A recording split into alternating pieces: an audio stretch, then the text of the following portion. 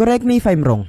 Maaring magkaroon ng pagyanig ng lupa o earthquake kung sakaling may naganap na volcanic eruption o pagtama ng isang malaking bulalakaw. Pero yung majority ng mga natural earthquakes na nangyayari sa mundo natin ay natitrigger ng paggalaw ng plates o kalupaan ng Earth. Ayon sa pag-aaral ay ang surface ng Earth ay nagkokonsist ng 20 plates na palaging gumagalaw. Dahil nga sa paggalaw ng mga plates na ito ay nagbibigay ito ng pressure sa crust ng Earth na nagiging dahilan para magkaroon ng mga pagyanig. Kinakailangan na meron kang maayos na plano kung sakaling magaganap yung natural disaster na ito. Sinasabi kasing hindi kayang i-predict ang pag-occur ng mga earthquake. Ayon sa pag-aaral, ay pwede ding magkaroon ng iba pang natural disaster kapag nangyari nga ito. Katulad na lang ng tsunami, avalanche, o landslide. Dahil nga sa mga kabi-kabilang earthquake na nangyayari sa iba't ibang panig ng mundo natin, ay may isang company ang nakaisip na gumawa ng isang kama na kaya kang protektahan sa natural disaster na ito. Sinasabing kapag nakadetect ng malakas na magnitude ang kamang ito, ay automatic ka nitong ilalagay sa loob. Maaari mo din itong lagyan ng food supplies para mas tumaas yung chances ng iyong survival.